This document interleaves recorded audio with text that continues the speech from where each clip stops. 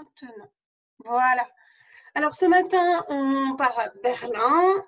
Précisément, je vais vous montrer quelques-uns des chefs-d'œuvre des musées nationaux d'Allemagne qui sont réunis à Berlin sur cette île qu'on appelle Museumsinsel, donc l'île des musées. Alors ici, vous voyez en fait une projection qui vous montre l'état des musées de Berlin à la fin des travaux, puisque ces bâtiments datent pour la plupart du 19e siècle.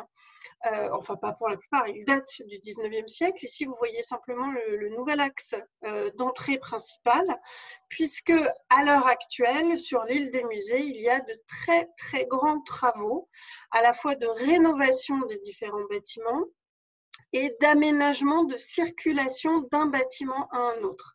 C'est-à-dire que l'idée, c'est que tout le monde entrera par un seul et unique accès et pourra aller à sa guise dans les différents bâtiments. Je pense que le musée Bode qui est ici est exclu de ceci. D'ailleurs, je ne vous montre pas d'œuvre du musée Bode. En revanche, nous irons dans le musée de Pergame, qui est fermé actuellement jusqu'en 2023 pour travaux. Nous irons dans la Alte Nationalgalerie, nous irons dans le Neues Museum et nous irons dans le Altes Museum. Voici à quoi cela ressemble actuellement, puisque vous voyez ici qu'effectivement le musée de Pergame est en travaux et ce sont des travaux extrêmement conséquents, bien sûr. Je vais entrer dans le vif du sujet avec une première œuvre qui vient de l'Altes Museum. Alors l'Altes Museum, en allemand on dit Museum, date des années 1820-1830. Il a été inauguré en 1830. Il s'agit d'un bâtiment néoclassique très imposant. C'est le premier bâtiment que vous voyez ici et qui est donc celui-là. Et dans ce musée, on trouve à l'heure actuelle les collections antiques, alors qu'auparavant étaient exposées dans ce musée les collections artistiques de Berlin. Alors pour le Altes Museum, qui veut dire le vieux musée, comme pour les autres musées de l'île des musées, il y a eu de très gros problèmes durant la Seconde Guerre mondiale et après la Seconde Guerre mondiale. Donc je vous le dis immédiatement, et ainsi ça vaudra pour tous les musées. Il se trouve que nécessairement les musées ont été assez gravement endommagés pendant la Seconde Guerre mondiale, surtout par les bombardements alliés. Et après la Seconde Guerre mondiale, lors de la partition de la ville de Berlin entre l'Est et l'Ouest, l'île des musées et donc les musées ont été séparés entre l'Allemagne de l'Est et l'Allemagne de l'Ouest, ce qui a causé des problèmes. Donc un certain nombre de ces musées ont été rouverts après la chute du mur de Berlin. D'autres étaient déjà ouverts, mais enfin en très mauvais état. Ça explique qu'il y ait de très très importants travaux à l'heure actuelle qui ne sont pas que des travaux de restauration, ce sont aussi des travaux qui repensent totalement les collections. Alors ici, vous voyez un buste qui représente Caius Iulius Caesar, c'est-à-dire Jules César, qui est un buste posthume et pour cause, nous n'avons aucune représentation de César de son vivant, hormis sur des monnaies. Donc tout ce que vous voyez en forme de buste, en fait en trois dimensions, en volume, ce sont forcément des bustes posthumes. Ce portrait nous montre un César vieillissant.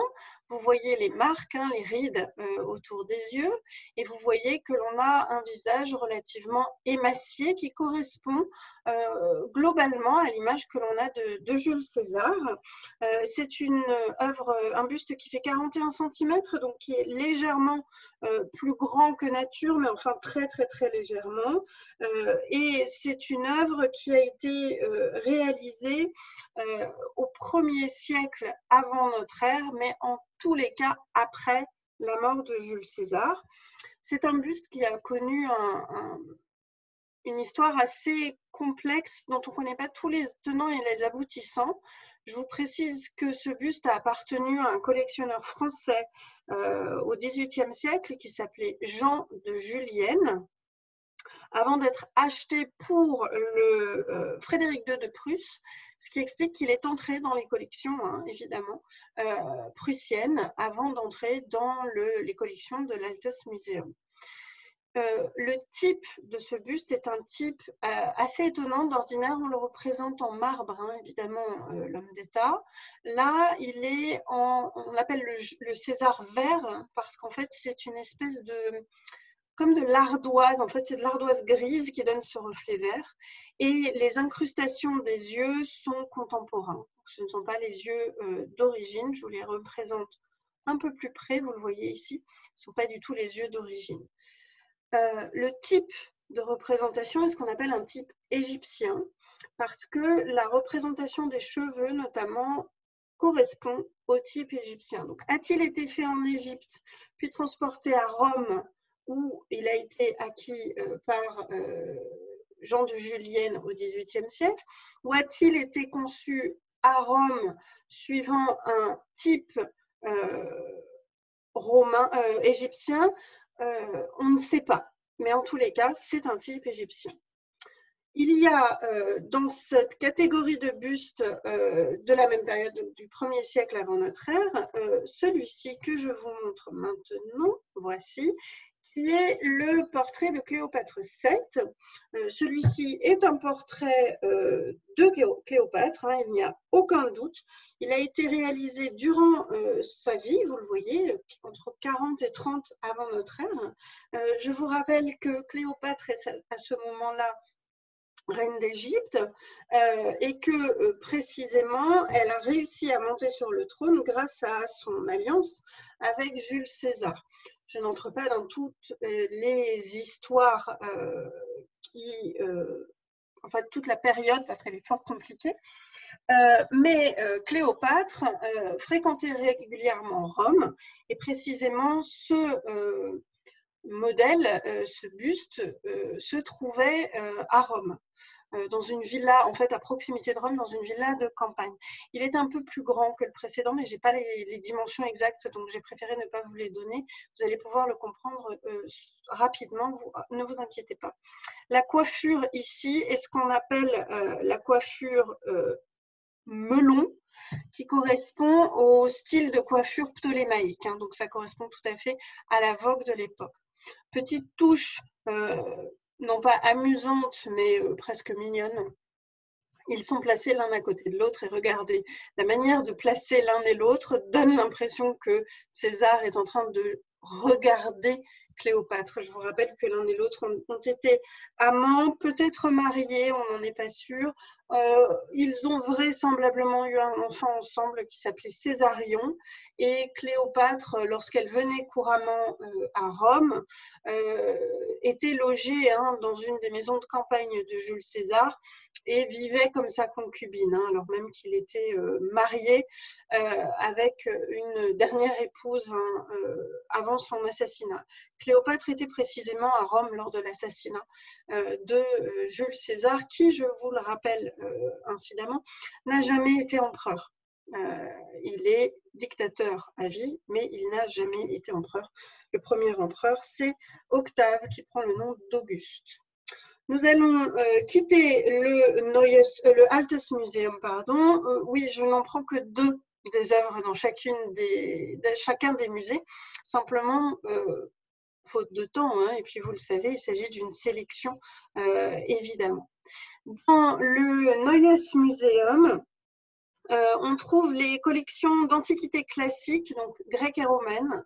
On va trouver les collections égyptiennes qui proviennent de l'ancien musée égyptien et de la préhistoire et du tout début de l'histoire.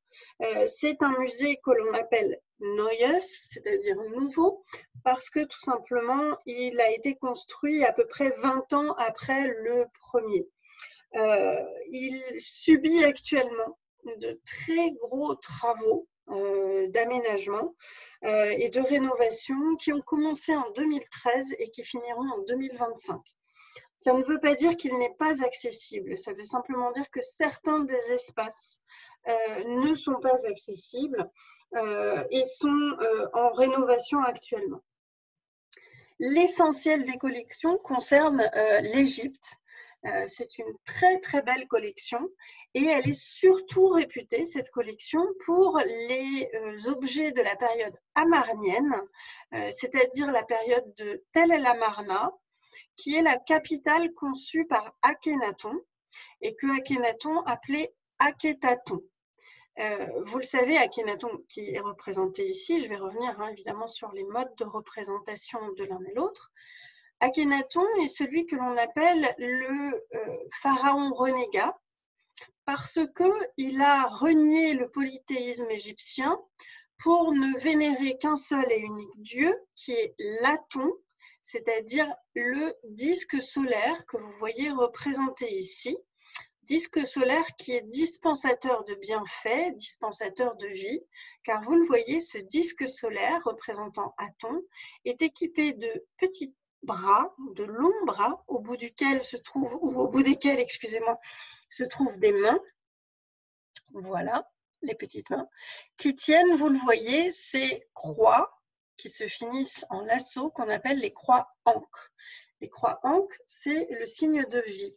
Donc clairement ici, Pharaon et la reine sont ceux qui sont bénis finalement de Aton. Akhénaton, reniant les anciens dieux ou les autres dieux, a décidé de créer une nouvelle capitale loin de Thèbes, capitale qu'il a appelée Akhetaton, qui se trouvait en plein milieu du désert. Or, ça a été extrêmement compliqué et sitôt que Akhénaton est mort, il n'a régné que 17 ans, eh bien, la capitale a été redéplacée à Thèbes et on a oublié jusqu'au nom d'Akhénaton, on a supprimé son nom. Or, Akhénaton est marié à Néfertiti, les deux sont représentés ici, avec 3 de leurs 5 filles. Ce sont les 3 filles aînées qui sont représentées ici dans une scène qui est assez extraordinaire dans l'iconographie égyptienne, puisque vous le voyez, le geste d'Akhénaton envers l'une de ses filles est un geste véritablement d'affection. Il est en train de câliner en fait l'une de ses filles, tout comme Néfertiti prend soin de ses 2 autres enfants. Ils en ont eu 5 des filles, ils ont eu 6 enfants vraisemblablement. Ce qui est important pour nous, c'est de remarquer aussi l'iconographie, la représentation du corps. Alors, on va s'intéresser à celui d'Akhénaton. Vous voyez que l'on a un crâne qui paraît allongé, une ligne de nez qui est très, très, très presque grecque. Et vous voyez qu'on a émacié le visage puisque les joues sont creuses, le menton est rebondi et la tête est juchée véritablement sur un cou qui est extrêmement long. On ajoute à cela une représentation d'un ventre flasque et ce que l'on ne peut pas voir parce qu'il est représenté ici assis, ce sont des hanches extrêmement larges. Alors certains pensent qu'il s'agit en fait d'une représentation qui correspond à la réalité physique de Akhénaton. Or, on a retrouvé sa momie et son crâne est très légèrement déformé, mais il n'est pas déformé comme on le voit ici. Son corps ne porte aucune marque d'une maladie éventuelle qui expliquerait ce corps particulièrement androgyne. Donc en vérité, il est possible que Akhénaton ait donné des ordres pour avoir une représentation iconographique qui mêle le masculin et le féminin, ce qui permettrait de comprendre pourquoi sur la plupart des stèles représentant Akhénaton, son épouse Néfertiti, qui est la grande épouse royale, mais qui est en fait officiellement l'épouse unique d'Akhénaton, eh bien, il est possible qu'il montre la complémentarité de Pharaon et de la reine parce qu'il a associé très étroitement son épouse à son règne. Donc, c'est peut-être une manière pour lui de montrer que l'être parfait est un être féminin et masculin. Il y a un petit peu de cette idée-là. C'est une possibilité. Il y a encore énormément, évidemment, de mystères derrière tout ceci. Une dernière précision, il s'agit en fait, à travers cet objet, d'un hôtel probablement particulier, donc dans une maison privée, parce que à l'époque, le pharaon et la reine sont les intercesseurs, les intermédiaires entre tout un chacun et Aton. On ne peut pas recevoir la bénédiction d'Aton si Pharaon et la reine ne sont pas présents pour dispenser ces bienfaits. Or, c'est dans le Neues Museum que se trouve le buste de Néfertiti, réalisé par Thutmès. Alors on le sait avec certitude, puisque c'est un archéologue allemand du nom de Ludwig Borchardt qui a mené à partir de 1911 des fouilles sur le site d'Akhetaton, donc Tel El Amarna actuellement, et qui a découvert l'atelier de ce sculpteur dont on connaît le nom, qui s'appelle Thutmès. Et parmi les objets trouvés dans cet atelier, il a trouvé celui-ci, ce buste. Et voilà ce qu'il en dit. Tout à coup, nous avions entre les mains l'œuvre d'art égyptienne la plus vivante. On ne peut pas la décrire avec des mots, on doit la voir. Ce que vous voyez est assez étonnant, parce que vous avez vu que le type iconographique de la période amarnienne est très particulier, avec des joues extrêmement creusées, un menton qui ressort. Or ici, on a une représentation très classique de ce qu'on appelle l'art thébain, c'est-à-dire une représentation tout à fait usuelle d'une souveraine égyptienne. Ça, c'est pour ce qui concerne la stylistique. Ensuite, quand je parle de tout à fait usuel, ceux d'entre vous qui sont déjà allés à Berlin et qui ont déjà vu ce buste en vrai le savent. C'est hypnotique. Véritablement, lorsque Borchardt écrit « il faut le voir », il n'y a pas de mot pour le décrire, c'est vrai. Même les images que vous voyez ne rendent pas la perfection de ce buste. C'est ahurissant. En l'occurrence, les proportions sont parfaites. Ce qui veut dire que ce n'est pas un portrait réaliste, évidemment, c'est un portrait idéalisé de Néfertiti, car aucun être humain n'est parfait. Vous ne pouvez pas avoir exactement les mêmes proportions. On n'est pas symétrique, ce n'est pas possible. Il n'empêche que vous voyez qu'il manque l'œil gauche, et on pense, alors certains pensent qu'en fait, cet œil n'a jamais été incrusté, parce que on a avancé l'hypothèse que ce buste était en fait un outil pour Thutmès pour apprendre à ses disciples comment incruster les yeux dans un buste. Donc en fait, cette perfection absolue serait simplement un outil d'apprentissage. Je vous le présente ici de profil droit, pour vous préciser qu'il y a quand même des problématiques par rapport à ce buste. Vous le savez, l'Égypte réclame le buste à l'Allemagne, à corps et à cri. Il faut revenir à l'époque où il a été trouvé. Donc, il a été trouvé en 1912 dans un champ de fouilles occupé par les Allemands et par Burchard. Or, l'Égypte à l'époque est un protectorat britannique, mais ce sont les Français qui sont en charge des fouilles. Et il y a des règles. Il s'agit d'attribuer la moitié des œuvres ou des objets découverts sur un site archéologique aux fouilleurs, et l'autre moitié devait rester en Égypte. C'est un Français qui devait décider de quelle moitié allait à qui. Et il était évidemment entendu que les œuvres les plus importantes restaient en Égypte. Or, celle-ci a pu sortir. Donc, on pense que Burchard a tout simplement maquillé ce buste pour en dissimuler la qualité, et que ce serait pour cette raison qu'il ne serait pas, qu'il aurait pu sortir d'Égypte.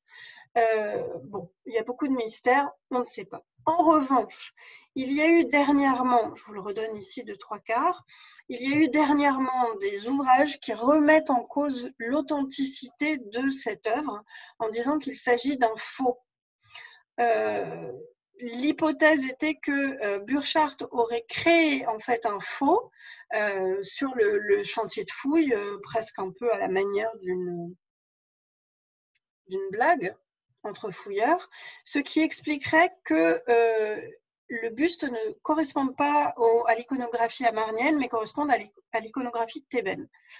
Or, Burchard aurait reçu à ce moment-là la visite de l'empereur Guillaume II, et Guillaume II aurait été tellement surpris de la beauté de cet objet que Burckhardt n'aurait pas pu faire marche arrière, et ça expliquerait l'exposition très tardive, puisque l'objet est entré en Allemagne en 1912, mais n'a été exposé qu'en 1924. Ça, c'est la théorie d'un auteur. Elle est totalement remise en cause par la communauté scientifique qui penche un peu plus pour l'idée d'un outil d'apprentissage dans l'atelier de Toutmès. Quoi qu'il en soit, si vous n'avez jamais pu voir ce buste, dès que vous le pourrez, allez-y, je vous promets, c'est vraiment, vraiment époustouflant de beauté. Je crois que de ma vie, j'ai jamais vu un objet aussi beau. C'est la perfection absolue. Et nous passons maintenant à la Alte National Gallery, qui a été fondée en 1861, inaugurée en 1876 et qui, après de nombreux travaux, a réouvert en 2001. Elle présente des œuvres d'art, essentiellement de peinture, hein, évidemment, puisque c'est une Gemäldegalerie, c'est-à-dire une galerie de peinture. Elle présente des œuvres d'art allemands du 19e siècle et des œuvres des impressionnistes français. Pour des raisons assez évidentes, j'ai choisi 2 œuvres allemandes, puisque les impressionnistes sont un peu plus connus, évidemment, et que ça fera l'objet d'une autre visite. Je vous présente ici une œuvre de l'un des plus célèbres romantiques allemands, Caspar David Friedrich, dont une œuvre fantastique est présentée au musée du Louvre. Et vous voyez ici l'abbaye dans une forêt de chênes. Alors, ce tableau, qui est de dimension assez conséquente, présente, vous le voyez, une ruine gothique au milieu d'une chênaie totalement dévêtue, nue, en part une nuit sans lune ou avec un croissant de lune très très limité. Alors ce qui est assez étonnant, c'est que du premier coup d'œil, on ne voit pas nécessairement que ces silhouettes-là, ce sont en fait des moines. Alors ça, ce sont des tombes, et ça, ce sont des moines qui entrent en procession dans cette abbaye en ruine en portant, hein, vous voyez, un cercueil. Ici, vous avez vraiment la quintessence du romantisme allemand qui véritablement met en avant le sens du sublime, le sens du grandiose et le sens du terrible. Il faut rappeler à chaque fois au spectateur qu'il n'est rien face à son environnement, mais surtout face à la grandeur du temps qui passe, ce que nous rappellent hein, les arbres sans feuilles, ainsi que, évidemment, cette ruine qui reste vraisemblablement un lieu de recueillement et peut-être d'inhumation pour cette communauté de moines. Autre œuvre de ce type, alors là, vraiment, c'est le sublime le plus absolu, cette île des morts d'Arnold Böcklin, qui est considérée en Allemagne comme le plus grand chef-d'œuvre du romantisme allemand et qui existe en plusieurs versions. Ici, vous voyez la 3e version. Ce sont des œuvres qui ont été produites entre 1880 et 1888. 5 œuvres, pardon, dont 4 existent toujours, puisqu'il en est une qui était présentée en Suède et qui a été détruite pendant la Seconde Guerre mondiale. Celle-ci est peut-être la plus lumineuse, puisque vous le voyez, nous avons affaire à la lumière du jour, hein, mais un éclairage assez obscurci par ces nuages à l'arrière-plan, qui donne un contraste très important entre les arbres, les cyprès que vous voyez ici et cette silhouette blanche. Alors ce que vous voyez ici, c'est en fait un peu difficile à interpréter. Vraisemblablement, il s'agirait d'un mausolée, d'une crypte, dans une île rocailleuse, vous le voyez, en fait, toute la paroi rocheuse a été creusée pour pouvoir recevoir les sépultures. Et vous voyez un homme qui est en train de passer vraisemblablement une sépulture, je vous le montre en plus gros. Hop. Car ici, on voit ce qui pourrait être un cercueil. Mais vous voyez ici une personne debout qui porte un linceul. Ce serait en fait le mort qui accompagne lui-même son propre corps dans sa dernière demeure. Or, on sait que ce tableau avait d'abord été réalisé par Beuclin sans la représentation de cette embarcation et de ses occupants. Il n'y avait que l'île qui véritablement était l'expression absolue de ce sublime que recherchent les romantiques. Et voyant cette œuvre, une commanditaire qui s'appelait Madame Bonnat lui a demandé de lui en refaire une, mais en ajoutant tout simplement cet ensemble. Et Beuclin a trouvé cela tellement pertinent qu'il a rajouté l'embarcation et ses occupants dans cette première version. Donc en 1880, il y en a deux. En 1886, il produit cette troisième version qui est donc maintenant à l'Alte National Gallery et qui a appartenu à Adolf Hitler. Puis il en a produit deux autres. Comme je vous le disais, il en reste 4 à l'heure actuelle. En fin de compte, certains pensent que le personnage blanc n'est pas le défunt lui-même dans son linceul, mais serait en fait la commanditaire, Madame Bonnat, qui était veuve et qui, au moment où elle passe la commande de ce tableau, va se marier, va se remarier. Il s'agirait donc en vérité de la représenter en train d'escorter symboliquement la dépouille de son premier mari et de mettre fin à son deuil. C'est une autre interprétation, évidemment.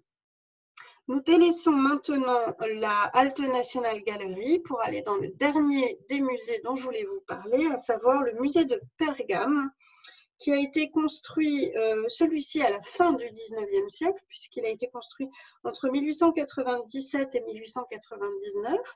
Il a été inauguré en 1901 par Guillaume II et il est actuellement en travaux jusqu'en 2023. Cependant, le premier musée n'existe plus parce que le bâtiment n'était pas du tout stable et il y avait eu des problèmes dans la construction des fondations.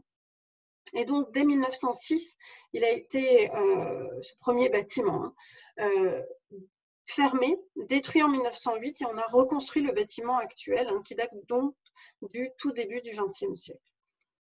Alors, le musée de Pergame, pour le coup, a pris ce nom en 1958, et vous allez comprendre pourquoi quand je vous montrerai la deuxième des œuvres que j'ai sélectionnées. Mais c'est un bâtiment qui est exceptionnel parce que vous entrez littéralement dans les monuments antiques qu'il présente. C'est vraiment une manière d'accrochage qui est similaire, si vous voulez, à, par exemple, la cour Khorsabad au Louvre. Vous avez une mise en scène. Ça correspond vraiment à ce qu'on appelait les period rooms, qui étaient très à la mode en Angleterre et que les Allemands ont mis en œuvre ici. Alors ça, c'est Wilhelm Bode qui est à l'origine de ce type d'aménagement, que l'on retrouve aussi d'ailleurs à Strasbourg dans le musée de l'œuvre Notre-Dame, puisque le musée de l'œuvre Notre-Dame de Strasbourg a été aménagé par Wilhelm Bode, puisque à cette époque-là, l'Alsace était allemande. Je reviens maintenant à Pergame, au musée de Pergame, en vous présentant ici la porte d'Ishtar, qui ne vient pas de Pergame, pas du tout, mais qui vient de Babylone. Elle a été construite, vous le voyez, au VIe siècle avant notre ère. C'est Nabuchodonosor II qui en a ordonné la construction. Il s'agit de celui qui a fait construire aussi les jardins suspendus pour son épouse. Ishtar, c'est une déesse. Et ce que vous voyez ici, c'est une porte, en fait une double porte. Et je n'ai pas écrit les dimensions parce que je vais vous les citer maintenant. Donc la première porte intérieure fait 28 mètres de large, 11 mètres de long et elle est flanquée de 2 tours de part et d'autre du passage. Donc c'est celle-ci. La porte extérieure, qu'on ne voit pas dans cette photo, est plus grande et elle est encastrée dans le rempart intérieur et elle est flanquée, elle, de 2 autres tours. Donc vous avez véritablement l'idée de double porte. Alors on n'en a qu'une partie qui a été transposée. Là, vous l'aurez compris, on fouille sur site, on découvre, on transpose et on reconstruit pour donner l'impression qu'on est dans devant la porte d'Ishtar. Ici, vous voyez qu'il y a des frises d'animaux qui sont de la dernière période de rénovation de la porte durant l'Antiquité, puisqu'on a ici des briques colorées et émaillées hein, qui représentent tout le décor. Ça correspond encore une fois à ce que l'on comprend des descriptions des jardins suspendus de Babylone. Je vous en présente ici une représentation de taureau et une représentation de lion. Et enfin, une représentation d'un drôle d'être que vous voyez là, que l'on appelle le Mouchoussou, qui est en fait un être hybride qui veut dire littéralement dragon furieux. Alors, regardez bien, il a en fait un drôle de corps, je vous le donne un peu plus grand. Il a un corps de serpent, vous voyez, une tête cornue, et vous voyez que ses membres antérieurs sont ceux d'un lion et ses postérieurs sont ceux d'un rapace. Bon, c'est un être un peu étrange, c'est un être qui doit tout simplement susciter l'effroi chez les ennemis et qui est donc nécessairement protecteur puisqu'il va effrayer les ennemis de ceux qui l'utilisent comme protection. Dans le musée de Pergame se trouve le grand hôtel de Pergame. Alors oui, j'ai cherché une photo sans personne et en fait, je me suis rendu compte qu'il fallait vous montrer une photo avec les gens pour vous rendre compte de la dimension de cet objet. C'est ahurissant. Et c'est quelque chose qu'on ne fait plus hein, actuellement, évidemment, lors de fouilles. Si on trouve un bâtiment, on le laisse sur place dans la mesure du possible. On ne le déplace plus dans un musée européen, bien sûr. Mais vous le voyez, ici, il y a une mise en scène qui vous permet en fait d'entrer hein, par le grand hôtel, de monter sur les marches, en fait, de vous l'approprier. Alors, il s'agit d'un grand hôtel dont on n'a pas réussi à déterminer exactement à qui il était dédié, peut-être à Zeus, peut-être à Athéna, qui était la protectrice de Pergame, ou peut-être aux deux, ou peut-être aux 12 dieux de l'Olympe. On n'a pas d'inscription suffisamment complète pour pouvoir le déterminer avec certitude. En revanche, c'est un hôtel qui a vraisemblablement été construit sous le règne d'Eumène II. Donc nous sommes dans la période hellénistique, après le règne d'Alexandre le Grand. Et ce groupe, ou plutôt Pergame, appartient à ce qu'on appelle les Attalides, c'est-à-dire les descendants d'Attal, qui est un des généraux d'Alexandre. C'est une période hellénistique, donc, caractéristique pour ses styles de décoration. Et je vous précise qu'il a été donc découvert, celui-ci, en 1871 et qu'il a été transporté et reconstitué à Berlin en 1886. On voit d'ailleurs hein, ici sur les colonnes, regardez bien, on voit les endroits où il y a eu des manques et où on a rajouté en fait des éléments dans la structure. En revanche, pour ce qui concerne les frises, on ne les a pas complétées, on les a laissées telles qu'elles sont. Ces frises constituent véritablement le chef-d'œuvre de ce grand hôtel. Il y en a deux. Il y a la frise de la gigantomachie que vous voyez là. Je vais vous en montrer des éléments plus grands dans un instant. Et la frise de Télèphe, qui est un fils d'Héraclès et le fondateur légendaire de Pergame. Mais la frise de Télèphe n'est pas achevée. En revanche, voici ici quelques éléments de la gigantomachie.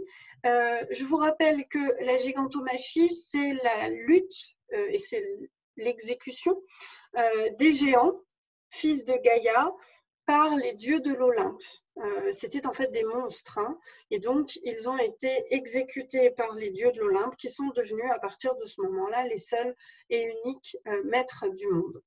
On reconnaît ici Athéna, même si vous n'en voyez pas la tête, parce que vous le voyez, elle porte la tête de Méduse ici sur son torse. Et elle porte le péplos caractéristique, donc cette robe hein, très spécifique. Ici, vous voyez un géant hein, qui est sur le point de succomber. Mais ce qui est important, c'est de noter que dans cette frise qui se déroule sur 110 mètres de longueur, eh bien, il y a des caractéristiques qui sont propres au style pergaminien, qui est d'abord la hauteur des personnages, hein, ils font 1,10 m de hauteur, donc c'est quand même colossal. Et surtout, regardez, en fait, ce sont des personnages en haut relief. Ils sont totalement en dehors du mur du Grand Hôtel. Et ça, c'est exceptionnel.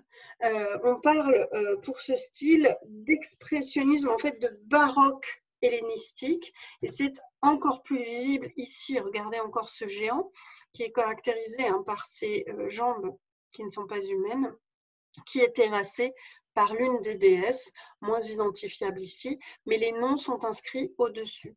Or, cette idée du haut-relief, c'est connu dans l'art grec, bien évidemment. Vous en trouvez par exemple au Parthénon.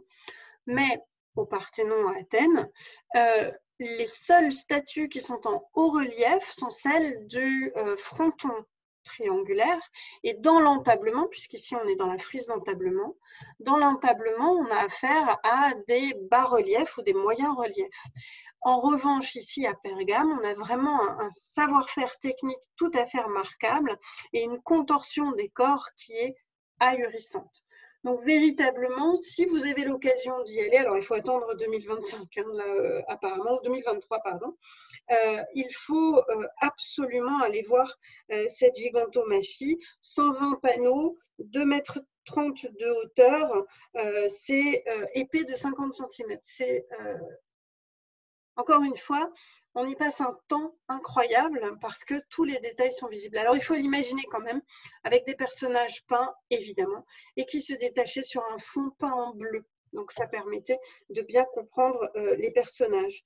Quant à savoir exactement la destination de l'hôtel, c'est plus compliqué. Comme je vous le disais, c'est un hôtel, donc sacrificiel, bien évidemment, mais on ne sait pas à quel dieu cet hôtel était dédié. Alors, quand je vous dis des divinités, pardon, ce sont les moires. Donc, ce sont des divinités identifiées. Elles sont 3. Ce sont celles qui donnent la vie, vous savez, qui tiennent le fil de la vie et qui le coupent. Donc, voilà pour ces quelques musées. Évidemment, il y a une quantité d'objets époustouflantes à voir dans ces musées nationaux allemands. Donc, évidemment, n'hésitez pas, si ce n'est pas encore fait, à aller à Berlin. Et pour la suite, eh bien, vendredi matin à 11 h, c'est Aurélie qui vous fera un soliflare. Toujours 15 minutes, toujours une surprise. Mardi prochain, 23 juin, je vous retrouve à 11 h pour vous parler des nabis. Pour certains d'entre vous, je vous en ai déjà parlé au musée d'Orsay. La visite conférence sur le château du Haut-Königsbourg a été repoussée. Elle n'a plus lieu dimanche à 18 h, mais mercredi 24 à 20h30. Le principe reste le même, c'est simplement l'horaire qui change. Et je vous rappelle que nous proposons avec Corinne une visite dans les jardins de Versailles le mardi 7 juillet à 10h30. Voilà pour tout ceci. Je vais interrompre l'enregistrement